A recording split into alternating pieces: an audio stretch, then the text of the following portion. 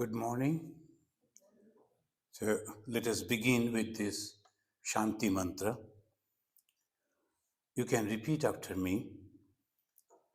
Om Apyayantu Mamangani Vak Prana Chakshu Sutramatho Balam Indriyani Cha Sarvani Sarvam Brahmo Upanishadam Maham Brahma Nirakuryam Mama Brahma Nirakarud Anirakaranamastu Anirakaranam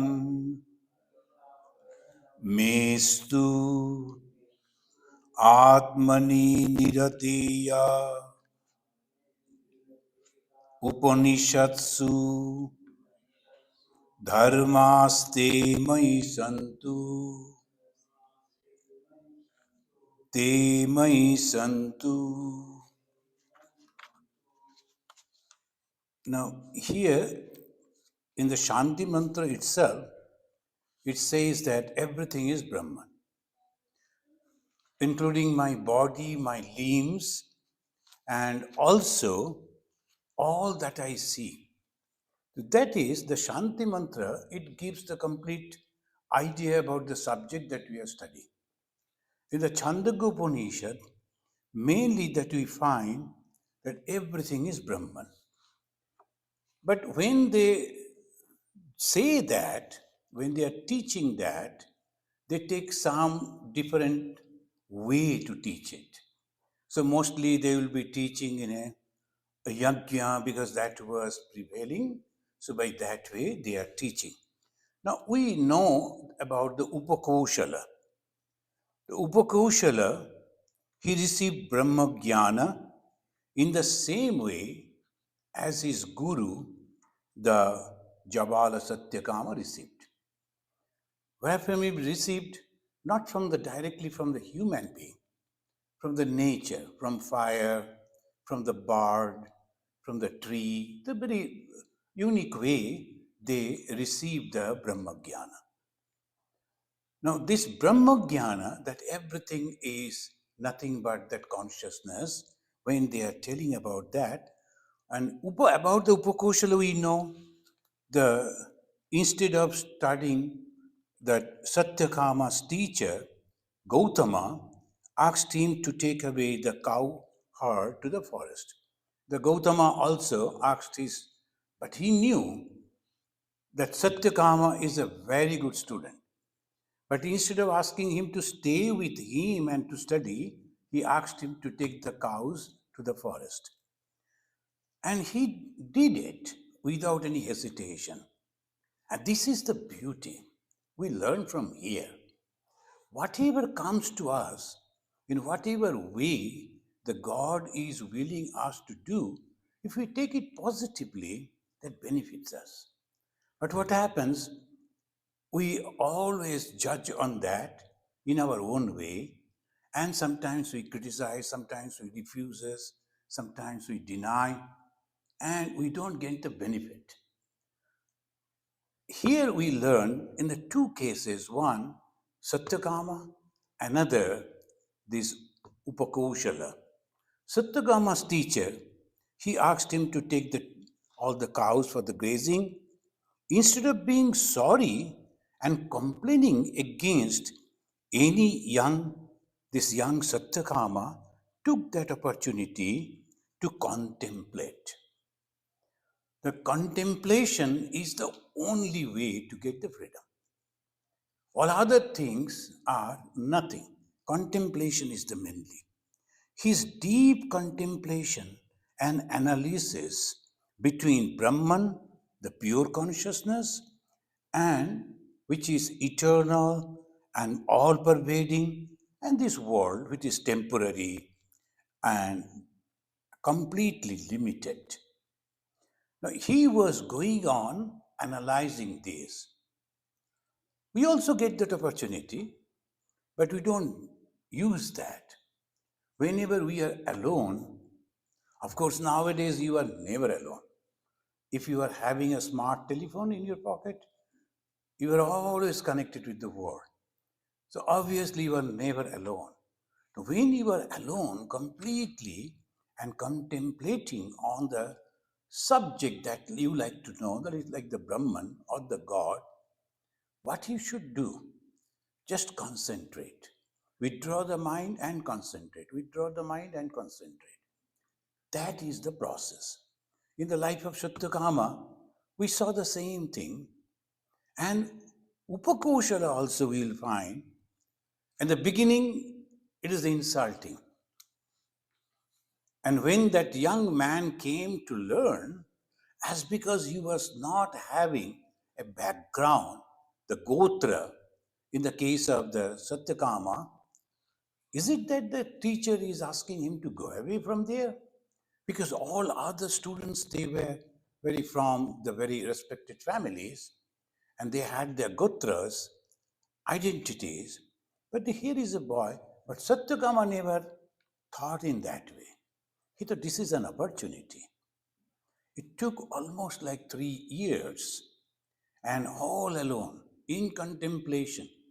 And he is collecting his own food and helping himself. He was surviving by that way. That is called brahmacharya. At the time of brahmacharya, if we get all the facilities of the ashrama, that's why one of our Swamiji, Swami Ishatmananda Maharaj, he always used to say that you should struggle. Otherwise, you will never feel. Now the Ramakrishna mission all over by the grace of Mother is all will of ashramas. Wherever you go, wherever you join, immediately you get a room, a beautiful room with an attached bathroom and your food and your clothing. There's no austerity in that way. And our boys who are coming, they also can't do that. Atmastanandaji used to say, no, you should struggle. Otherwise, you won't feel, you won't know. That is also necessary. So once we were going in a reserved compartment in a train, and he said, you are going in a reserved compartment? Why? You should go in an ordinary compartment. You know that, I think here is also there. You just purchase a ticket and try to, and that is a crowd. You may not get a seat and you have to travel the whole night. Maybe that you have to stand. I said, you should go. The 12 of us. But anyway, another Swamiji came and told, not necessary. He said like that, but you go in there. But this is the way he wanted us to teach. Now, when you study the Upanishad, we find why he used to ask us to take that. Because for our benefit. The moment he said, all started grumbling, why not, why this, why? But instead, if we had taken that in a positive way, then I think I told you, once I missed a lecture of my own guru, Swami Vireshwaranandaji Maharaj. I thought instead of attending the lecture, I should meditate. But the Guru's words, the way he speaks, the way he stands, that one should, the Shishya should go on observing, because that will be his meditation afterwards. When the Guru won't be there, that will be his object of meditation. So he, the Atmastandaji again, he gave us an opportunity. But I was in training center. Training center, you never become alone, because in one room, we used to leave 3, sometimes 4.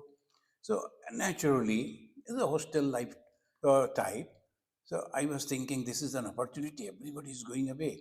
I will be alone. I will meditate. In those days, that was in my mind. I should be alone. I should meditate. So I meditated. I never misused the time. I used that properly. But next day was his class. And in the class, that Atmasanandaji, the first question, well, tell me what you have learned from your guru's speech yesterday. And he went on asking, and no one, 80 of us was there. and no one could tell it properly. So he wanted to say, not wanted, what he said. That means our attention was not there. But somehow he had a great confidence on me. So when he was going on asking, hey, you say, he skipped me and then next. I thought that I am safe. But after all completing with great confidence, he said, now you stand up, tell what your guru said. I said, oh my God. I told Swamiji, I didn't attain that. My God, the expression, you didn't attain? Why? I said, this is the thing. And immediately, he was immediate and say, okay, you like to meditate instead of attending your guru's lecture and instead of seeing your guru? Okay, then whole night you should meditate without food. From now onwards, no food for him. So I had to, that was the morning time. So I had to fast the whole day and the night also, and where to meditate because everybody is sleeping. So I went on the terrace, summertime. So I had to meditate the whole night. But I took that positively. It is an opportunity to meditate, and in the Belur Mott, and sitting on the terrace, I could see the temple of the Bhagavan Sri Ramakrishna, the beautiful Ganga. Atmosphere was so wonderful. And the young minds, they thought, oh my God, that fellow sitting over there and practicing austerity, he must realize the God. So all others also came and joined with me so that they never wanted to miss that opportunity. So almost that roof was full with the brahmacharis meditating the whole night. So that was wonderful. And they also brought some coffee and these things. That is what I want to say. The opportunity comes in the life and comes in a very peculiar way. Very peculiar way. But if we can, by the grace of God, by the grace of the Guru, understand that positively, then you get the benefit. Oh, everybody is criticizing me, no one loves me.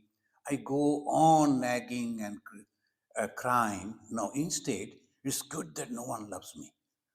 I will only concentrate on God. Suppose someone, they love me, I also have to reciprocate.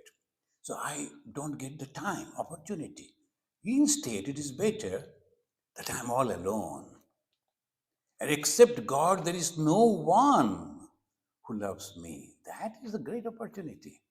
So this is the way, if you can think, we met the progress. So we see that in the life of Satyakama.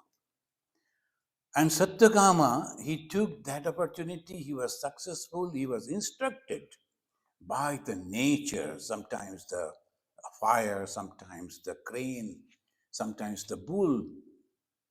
And he wanted to test the same thing to his beloved disciple, was Upakosala. This Upakosala, he was most bright student. But of all the students, leaving him alone, he gave them all certificates and they were so happy they all left. Upakoshala thought he never criticizes his guru, never criticizes the decision. Even this guru's wife, Satyakama's wife, she was not at all happy. She rather complained, why you are not giving the certificate to this wonderful boy? He was perfect. The guru never replied, he left. And he had some tour, so he went for tour. And this boy, instead of eating anything, he closed him in a room and started doing the meditation in front of a fire. There are three fires, so that in the tradition, so he was meditating inside. When that lady came, the mother, I think I have something wrong in me. So the guru never thought I should graduate. So this is a positive way. So this is an opportunity till Guru comes back, the teacher comes back, I should practice austerity and purify myself. Friends, you know how to purify? When you think about the sin and the purity, what is that? It's very simple. If your mind is in God, you are pure. If your mind is in the all objects of the world, you're impure. What is this purity and impurity? You are taking the temporary things as permanent and thinking that these will give me the joy. The question of happiness and suffering. Am I going to get joy from the outside world if I get this position, this object? Am I going to get that? After that, no. In that case, I withdraw my mind that much. So the penances is nothing but keeping the mind at the feet of the God, remembering God. Ma Sharadamani Devi, very simple way she said, what is tapasya? Tapasya means austerity. What is tapasya? Keeping the mind at the feet of God, remembering God constantly. That many of you know, I have also mentioned in some of my talks, in the Philokalia, that a beautiful story, they live in the company of God, constant company of Jesus. So that was the story. The one man heard it. It is in, I think, St. Petersburg in Russia. And that book records all the saints, ancient saints, and their experiences. This gentleman, he heard it. And after the talk, he went to the father and said, what do you mean by this? In the constant company of Jesus? He said, oh, I don't have time. Maybe you go to somebody else to explain this, to get this. And he went on searching. That became a mission in his life. But nobody could give the answer properly. Ultimately, in a village, he met one the father. He was in a broken church. He went to him. So, this is the answer I want. Can you please give me the answer? He said, do you stay here? No. Can you please stay here for a few days? Okay, I'll get a job and stay over here. He found a job, and because the villagers, they were recruiting people so that they can keep their grains. The birds are coming, animals are coming, so the guards. So he became that, and whole night he was alone, awake for that. And at that time, he used this opportunity. He came to the father, yes, I got a job and I'm staying over here. This is my job. I think 3 months, the contract, so I'll be here. Then that gentleman told, oh, Jesus, save me. This is the word you go on telling, say 100 times, and come after 1 week, next Sunday. He came back. Is it very difficult to pronounce you? Oh, no, no, no, no. This is only one. Oh, Jesus, save me. And now it has become a habit. And only you have asked for 100 times, or it's nothing. You can increase it 1,000 times then 5,000, 10,000, 20,000. It became a habit. One day he came. He didn't ask the question because his mind was calm, constantly thinking of the Lord. And then he said, this is the constant company of God. So you are living in the company of God. So it is not the body where I am living, what dress I am wearing, what food I am eating. We actually waste a lot of time and energy debating on this. What type of dress I should wear, what type of food I should eat, and where I should stay, either in the Ganga or on the top of Himalaya. It is nothing. That helps a little, that's all. But the main thing is your determination. And I am going to practice this constantly and in the presence of God, along with the name, as Bhagavan Sri Ramakrishna suggested, that you have to go on remembering the different activities of the God. And by that way, you are in the company of God. If the Lord Jesus saw this, what he would have reacted, or the Krishna, or the Sri Rama, or Bhagavan Sri Ramakrishna. So you know his biography, you know his life. And then, oh, Sri Ramakrishna would have said like this, would have done like this. You are imagining, remembering and you are in the company and you are becoming pure. But that is the purity. So here, when being so called that insult, that his teacher said, I'm not going to give you the certificate, and even never talked to him. He just left. Now, this teacher himself wanted to examine his most beloved student, Upakosala. And Upakosala, he ignored the Upakosala in the graduation ceremony, and all other students, after being honored by their teacher, left for their respective houses, homes. So naturally, that those who are in the hostels, going back to home, this is so wonderful. And everybody will be packing, hey, see you then afterwards. And when finally you are all leaving, but those who live in the hostel, they can understand that. It's a great joy. And they will be exchanging their addresses, phone number, and they will go back, going back to their own family. Upakoshala, he was left all alone. He could not go back to home because that was not the system. Unless your guru permit, you cannot leave the ashrama. So he was there. So he took it positively.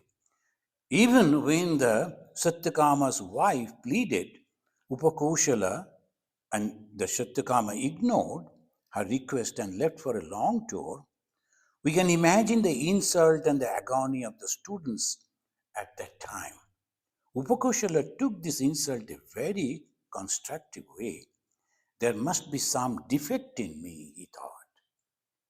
Now again, you remember Holy Mother's teaching, Ma Sharadamani Devi. Don't find fault with others. Find fault in yourself. There must be something wrong in me. So my behavior, my way of talking, that the other people are not liking. So I have to rectify. So when I am seeing in that way, I am rectifying myself. I am becoming perfect. That is my benefit. But if I go on criticizing others with abusive language and then going on complaining to this man, to that man, writing letters and then publishing it in the pseudo name, it is of no use actually. You are burning.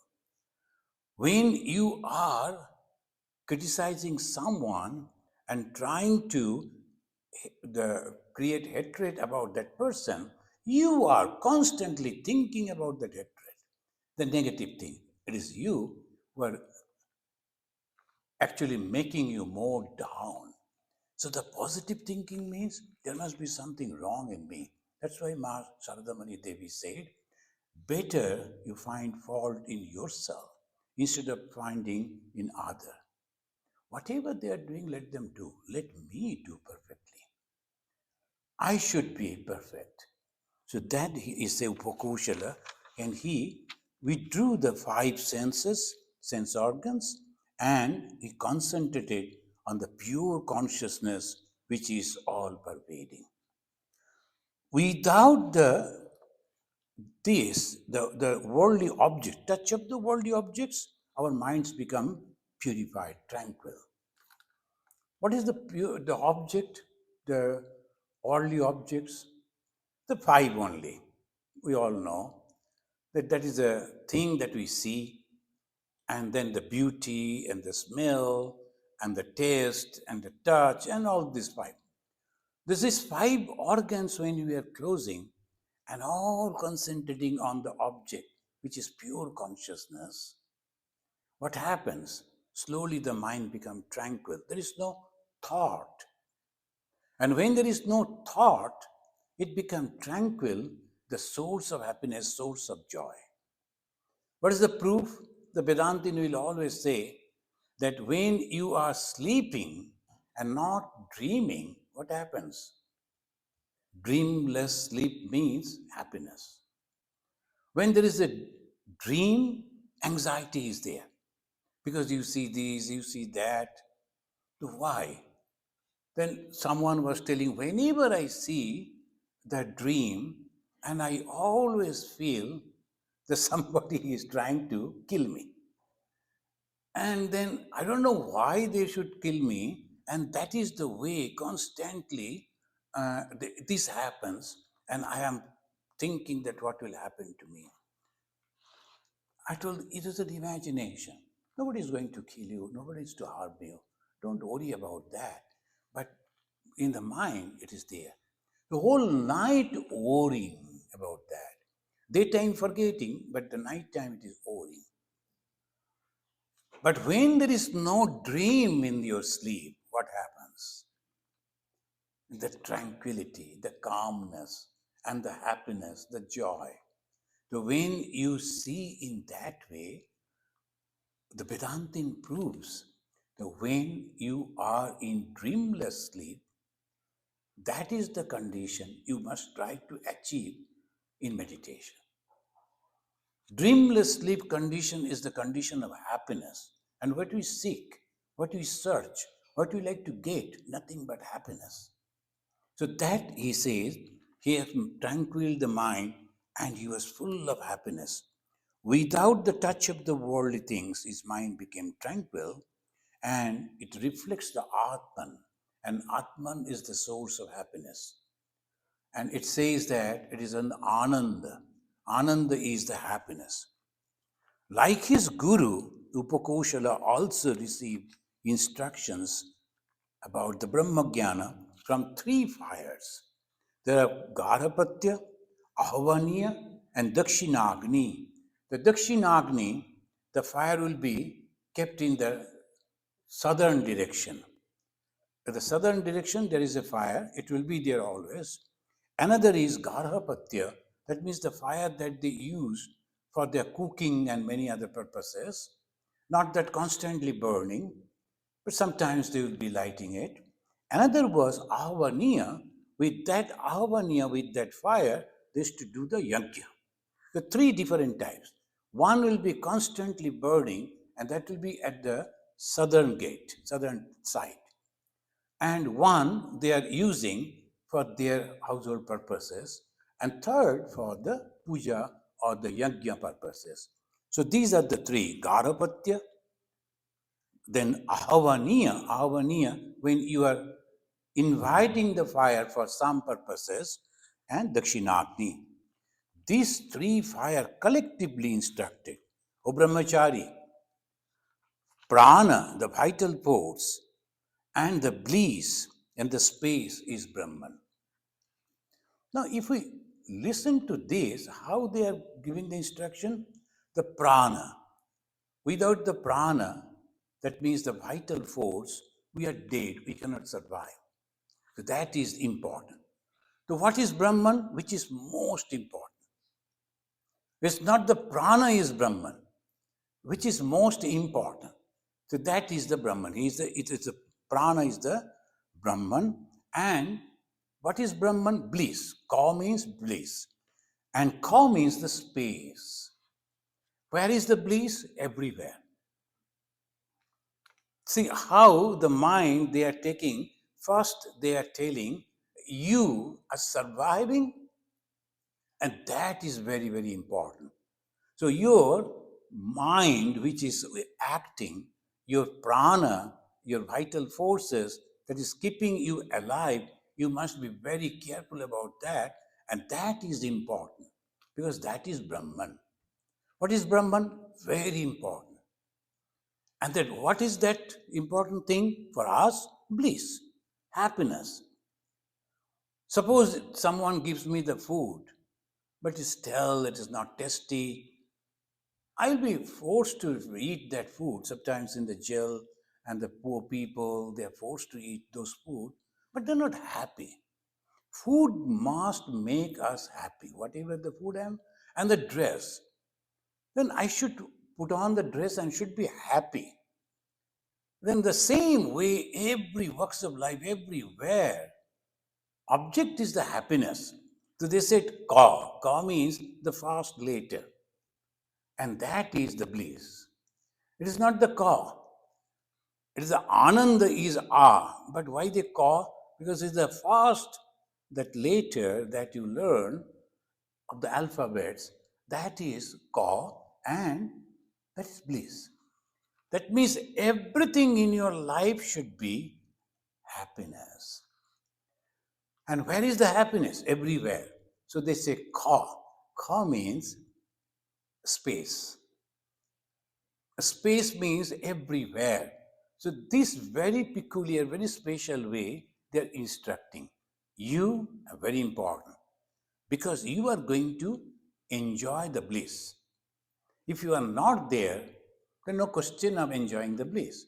Second, what is the bliss? This is the bliss in every place, everywhere. So together they gave that instruction. Observing that, then humbly he asked the three fires, can you please explain? I have understood that the prana is the bliss, but what about the ka and ka? And then the Grahapatya fire individually said, Sa Isha Ahamashmi iti. Then the Grahapatya fire, he said, individually. First, together they gave the instruction. Now, individually, he said, Sa Isha Aham Ashmi. That is me. Is that fire? No.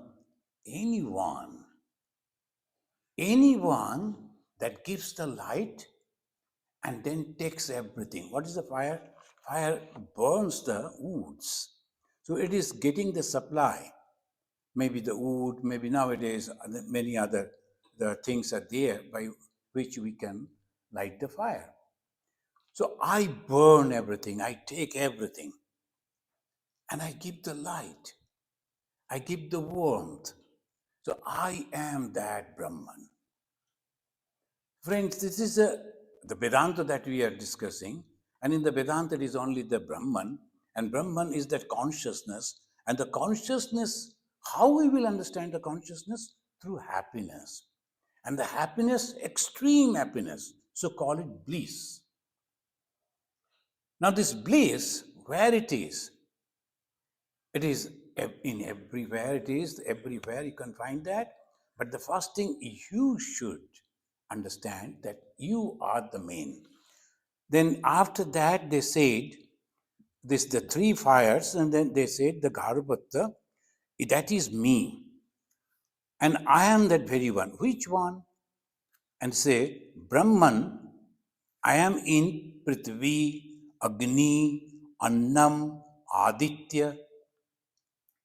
Now, I am that when they say, now here again the asking question, which is that one? Now again he comes down, he said for each and everything. First is Prithvi, this world that you see. The world is nothing but the Brahman, manifestation of the Brahman. And second is the fire, because in those days fire was very important. So he said the fire. And third, very important, is the food, annam. And then Aditya, there is the sun. Without the sun, nothing can survive. If we notice how the teaching is been given here, the first you, because of your, without the prana you cannot survive. And if the subject is not there, I am not there, I am dead, whether God is there or Brahman is there, who cares? So obviously it must be me. And then what is my object? Ananda, the bliss. And if it is a bliss, where I'll find it? Everywhere. And what do you mean by everywhere? He said, Prithvi, in everywhere in the world you will find that joy. Sometimes when the sun sets from my office window, I see the whole sky. There's a beautiful color. And the clouds, they also change with the color. The different color comes. And the whole sky is some reddish, the hue everywhere. It's completely different. Ordinarily, you look at that, nothing is there. But when the sun is setting, because of the light of the sun, the whole thing changes. You feel joy, you feel happy. In the nature, it is there. And when you see the birds, you see the squirrels, you see the animals, then everything that gives you joy. So what is this earth, this Prithvi? Is nothing but the happiness. Why people? Tourism is the main business. In every country, tourism is the main business. Why? Because they get people, they all like to go. Those who live in the desert, they like to go to the forest. Those who live in the forest, they like to see the desert. So they are constantly changing and they like to see where they will find the happiness. And once we went to that one temple, the old temple, and we heard so much of name and about that. Oh my God! But you have to walk such a long time. After that, all the ruins. Only be very careful when you are touching the wall because it may fall down. Then the guide will say, "Don't touch anything, but just see." And you are remembering the history and trying to enjoy.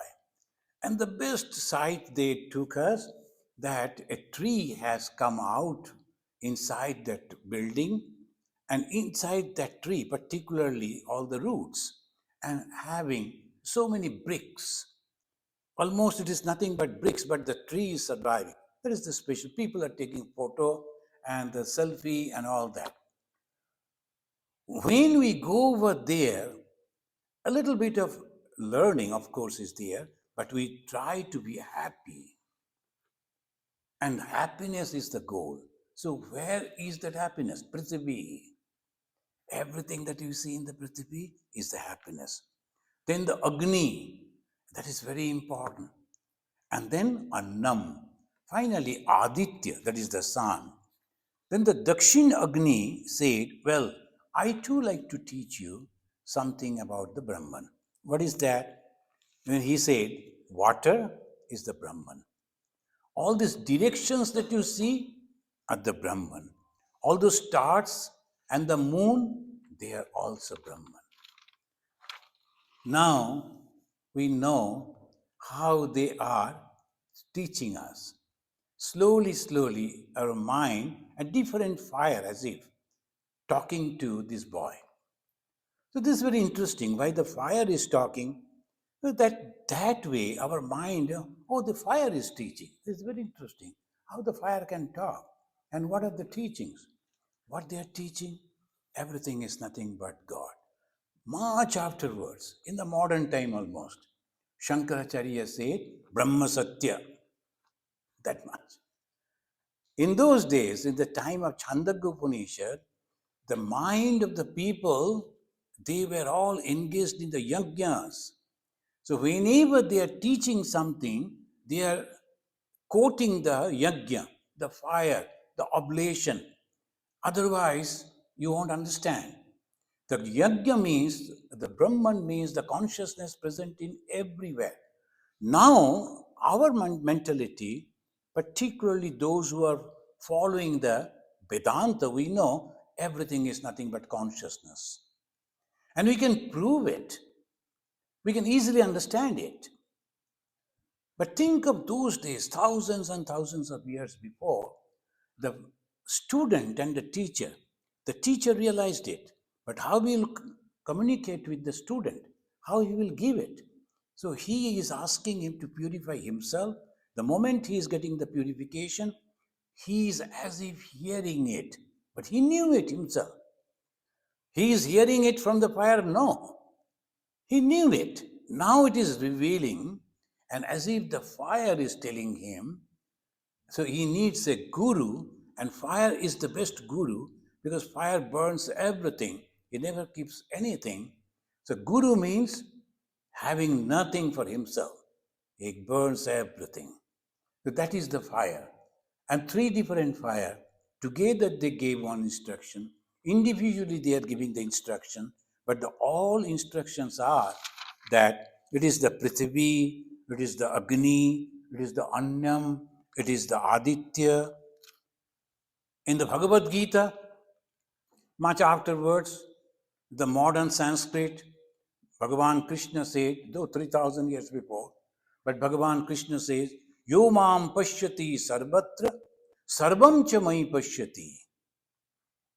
That's all. What is Brahman? Yo mam pashyati sarvatra. I, the God, is present in every being. If you can see that, notice that, then you have realized Brahman. So this is important. Much of in the modern time, Bhagavan Sri Ramakrishna, he lived in the Dakshinesha, used to visit in Calcutta.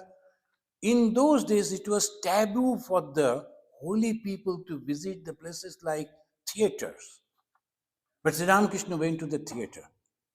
And not only that, he observed the theater, appreciated that. Then afterwards, he went inside and blessed those actresses by touching them. Everything is nothing but Brahman. He goes to see the animals in the zoo, and he sees the Jew and immediately goes into trance. Everything is nothing but Brahman. He sees a young boy, the European boy, standing, just leaning against a tree. He went into trance thinking the God. Everything is nothing but that God. Everything is nothing but Brahman. Whatever we are learning now, teaching of the Upanishads, Sri Ramakrishna's life practiced it. He was so we see those things in practice in the life of Sri Ramakrishna. So that the first fire it says, and the second fire, Dakshin Agni, it says that I am also going to give you some teaching, the water, directions, stars, and the moon, all are Brahman. Friends, it will be easy for you if you imagine the image of goddess Durga. Those who have seen the image of Durga, the picture of the Durga, the Hindus, they have depicted that 10 hands.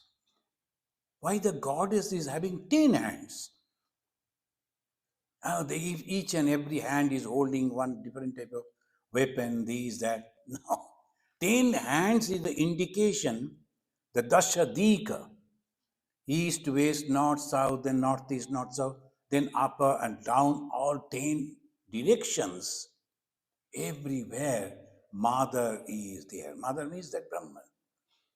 The same instruction, what we are learning now here in the Upanishad, Chandogya Upanishad, that a fire is giving to that student, this is coming down generation after generation, and in a wonderful way, the same teaching, God is in everything. Everything is nothing but the God. Everywhere it is God. So he said, I will teach you. The water is the Brahman. The directions are the Brahmans. All the stars that you see are Brahman. Moon is the Brahman. And that I am. Then the third one says, Ataha enam ahabaniya anusasa. Now came the ahabaniya one. And Anushasa, he is instructing. What is that? Ataha enam ahabaniya. Now the ahabaniya instructed. What is that? Prana is the Brahman. This is a vital force. Akasha is the Brahman, the space. Then Do is the Brahman, that is heaven. Vidduta is the Brahman, this is the lightning. They wanted to cover everything that we see is nothing but Brahman. But they could see it, say it straightway, as the Shankaracharya said, but they won't understand. So, in a different way, what is Brahman? Everything. Everything. That is the reason the Hindus, they say, you cannot criticize anyone. You cannot harm anyone. Those who are practicing Hinduism, they become the lover of the whole nature. They cannot criticize. It's only a portion that we are doing little puja, and from the childhood we know, we heard that we are Hindu. So that type of Hindu is okay. But those who are truly practicing Hinduism, they become the really, really lover of everything. Why? Everything is nothing but the Brahman. And Bhagavan Sri Ramakrishna taught that if you can see God by closing your eyes, whenever we try to see God, we always try to meditate. We close our eyes and try to see God. Now it is a different way. The Sri Ramakrishna teaches, why can't you see God with open eyes? Is there anything else but God? Everything is nothing but God. This is a great realization. And obviously, we are all that God's leaving. Unfortunately, we have forgotten that. We have forgotten that we are this God. So one story I read, I think I mentioned it to you before.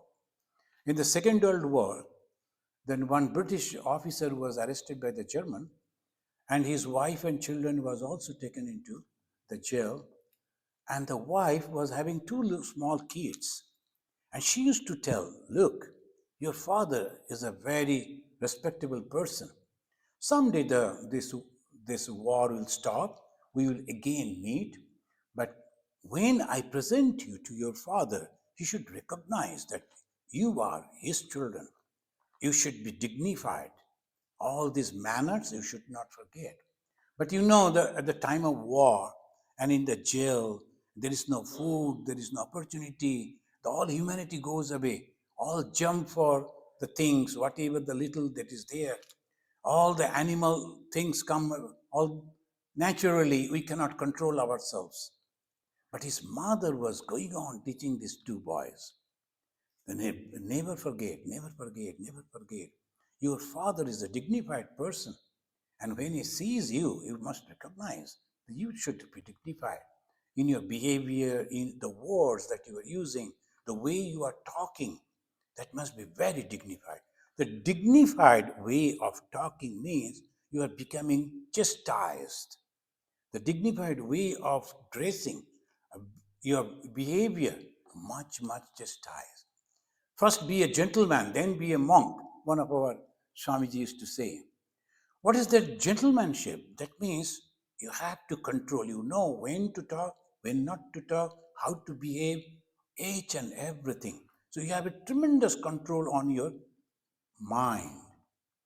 So you are advanced. And that time, if you are just directing your mind towards God, you will realize God. Here also it says that each and everything is nothing but that Brahman. The three fires then say to the Upakosala, we have given you the Brahma Vidya, but your teacher will teach you about the Gati. Acharya te Gatim Bhakta. Your Acharya will teach you further. What they taught, everything that you see is nothing but Brahman. Now Acharya Satyakama came back. And when he came back, he first saw the face of the student and immediately realized that he has received the brahmagyana. How you understand that? Because you feel happy all the time, seeing everyone. Even a critic who is coming, you don't feel, oh, sorry, oh, why he is coming. Happy, okay, he will criticize, that's nothing. Everybody is praising, at least one is there who will be criticizing, let him. So each and every time you are happy. Again, I will ask you to refer Bhagavan Sri Ramakrishna's life. He was the attention. He was the main. People used to come to visit him, the holy man, Sri Ramakrishna, in Dakshinesha. And one person was there. He sat outside the door of Bhagavan Sri Ramakrishna's room. Why the people will enter through that? So he will talk to them. And you know what he used to say? Hey, where you are going? Inside this man? He never attended school. He is an illiterate person. He doesn't know anything. Come to me. Look, so many books I am having. I have all read. I can quote from these all books. And he will be criticizing all the time to Sri Ramakrishna. Sri Ramakrishna could hear because just door. Other side, he used to sit. Sri Ramakrishna inside. These people came coming inside. He says, Sir, why you are allowing him to sit over here? Every time we come, he will be criticizing you. Then Sri Ramakrishna said, if the criticism is not there, then the glory is not there. And in his own language in Bengali, he said, Jotile kutile na thakle lila postai haina.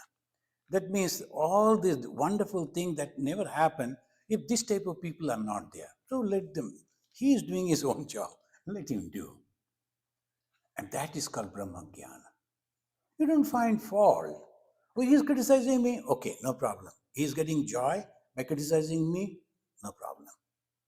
Why? You are self confident. You know what you are. Somebody somewhere criticized you and you were crying over here. Someone in India criticized you. Thousands and thousands of miles away, here you are crying. Why? He criticized me over there. What is that to you? This is weakness. Remember, even the Buddha was criticized. Jesus was criticized. Sri Ramakrishna, no, not till now. But Vivekananda was criticized. Nothing happens because they are the sun. If you are spitting to the sun, it will come on your face. Sun is not going to get anything. So have that confidence. I am pure. I did nothing wrong. Maybe after misunderstanding something, they are thinking in this way. I don't bother about that. And that is called spiritual progress. What is spirituality? Your happiness. And if you are not happy, if you are not stable, then what is this spirituality, religion, temple, mosque? What is the necessity? It is mine for my benefit. So we are practicing religion. We are taking the mantra diksha and doing repeating the mantra for what? Happiness. How it will come? If I know that what actually I am that. Everything that I see is nothing but the consciousness. I am also consciousness, but I am enjoying everything. In the Rabindranath, in one of his songs, he said to the God, suppose I was not there, what will happen to your divine sport? If I am not here, then where is God? If the humanity is not there, then where is God? So humanity is important. People should be there. I am the king. King of what? Desert. There's no one there, and I will put on a dress and sit like this, like the Puja's son came, the 5 years old boy, and that was a Halloween day, and he wanted to show that he's a ghost, but nobody noticed that he's a ghost.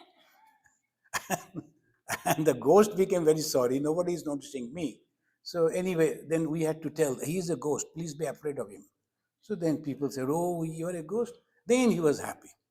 Now, like that only, we always like attention of the people.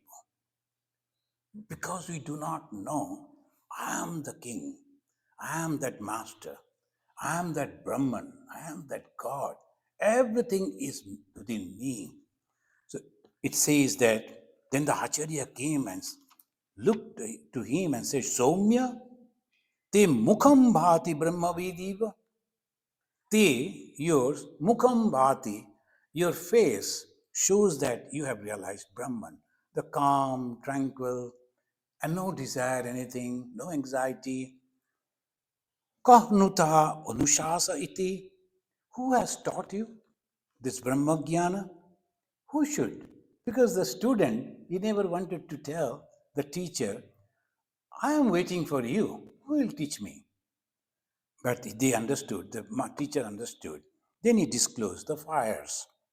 Dear boy, fires taught you about the regions. I shall now tell you about Brahman. Aham tu te Brahman. Te means Brahman. Aham tu te. Aham I, tu to you, te will teach you about the Brahman. Te means Brahman. Bhagavan me bravitu. O Lord, please instruct me. The three fires, the Gahapratya, Ahavaniya, and Dakshinagni, taught Upakosala that everything in this universe is nothing but Brahman. The student may misunderstand. Everything is Brahman means I am also Brahman. I don't have any sin, I don't have any problem, I can do whatever I want. No, you cannot. One teacher taught a student that everything is you. Now, in the Saraswati Puja day, you are supposed to go and bathe in the Ganga and put on a new cloth and then go to the school. And this fellow, he was afraid of taking a dip in that morning, cold morning. So there was the beggar was sitting and the little child of the beggar was there. He took the child, dipped him in the water and wrapped him with a cloth and taking him to the teacher, he brought that. Teacher told, who is he and why you are like this? But teacher, you told me that I am actually everything.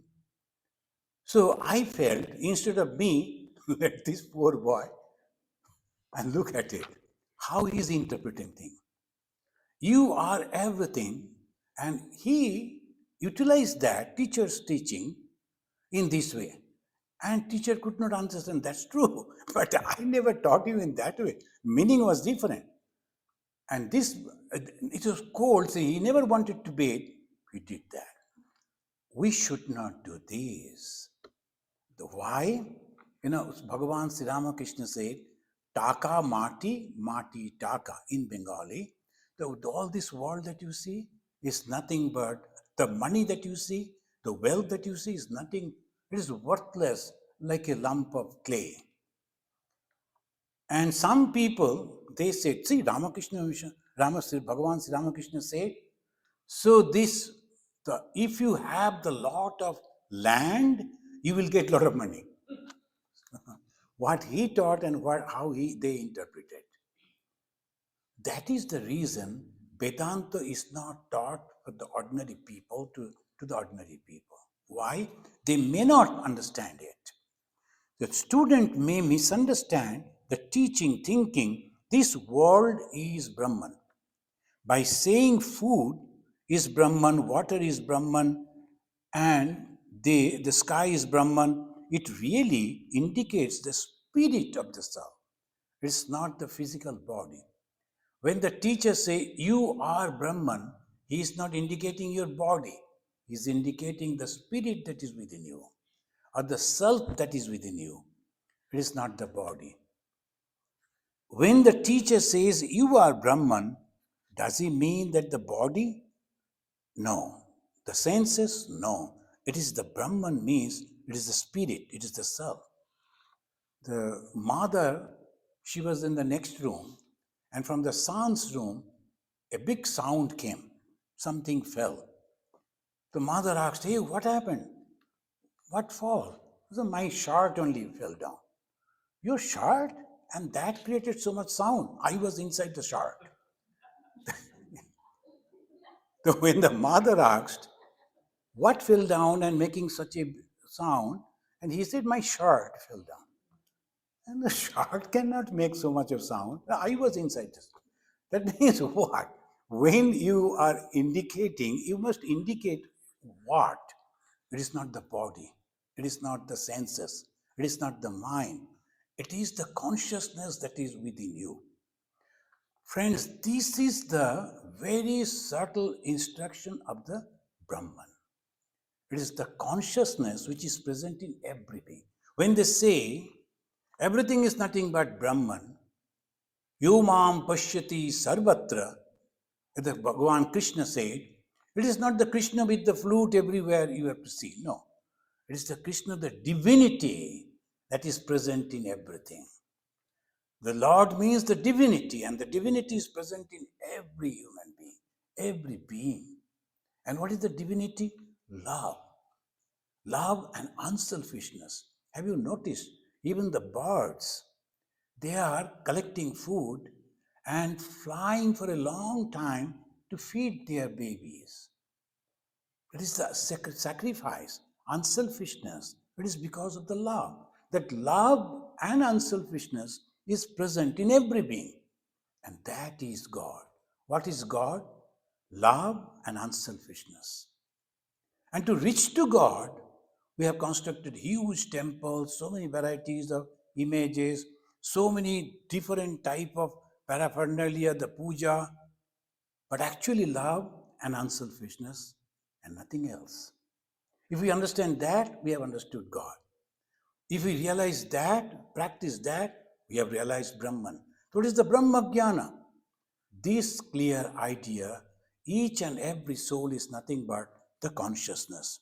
The great teacher, Satyakama, himself, a Brahman, taught his beloved student, Upakosala, brahmagyana, but with the process of yajna.